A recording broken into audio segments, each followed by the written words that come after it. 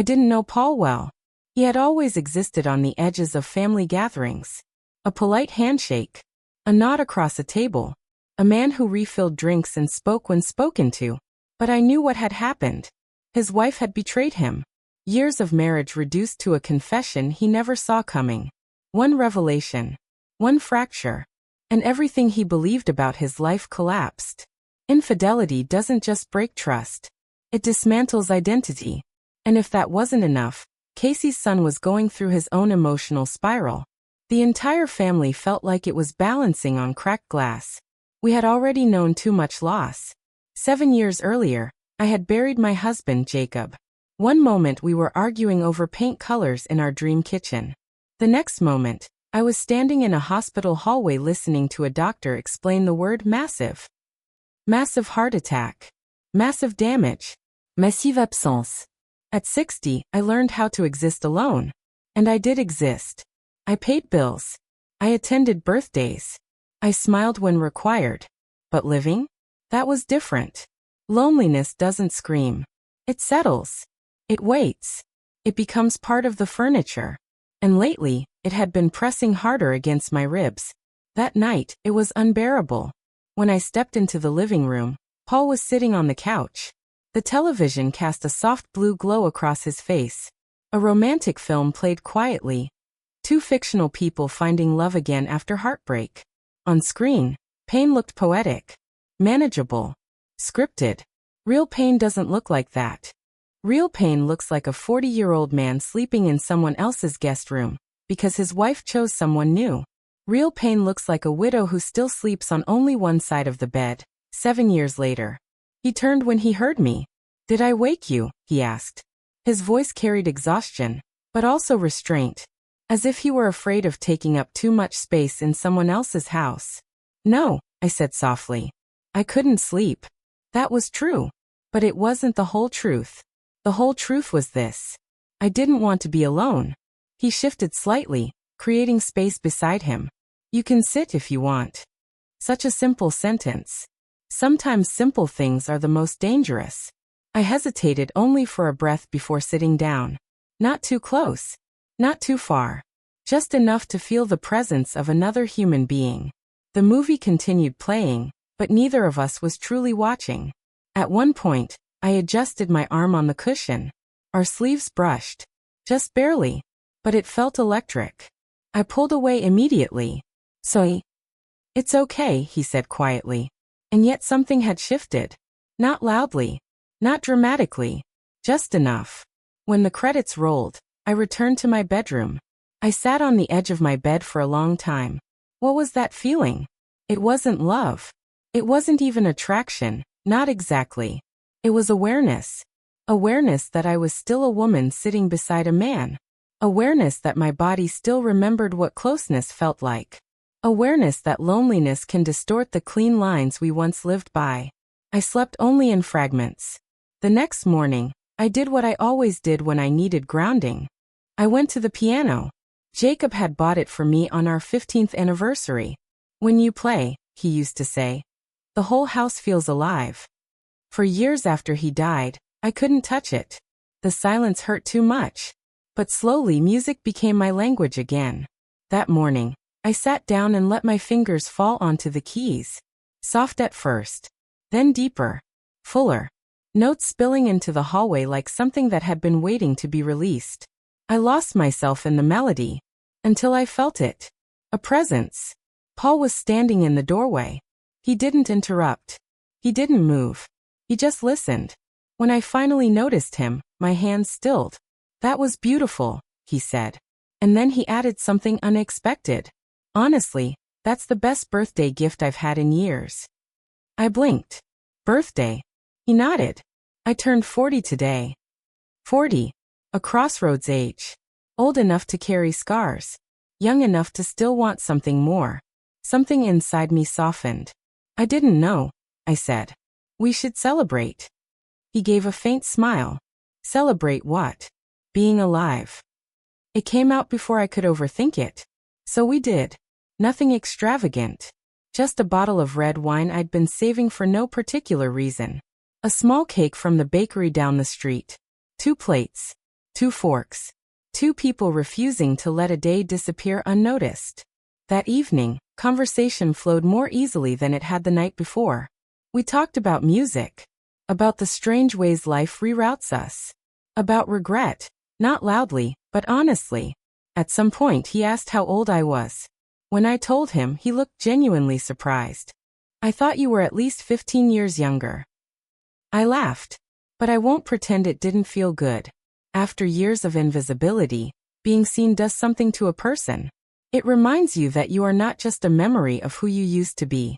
After a few glasses of wine, he tilted his head toward the piano. You owe me another song. So I played. And something inside me opened.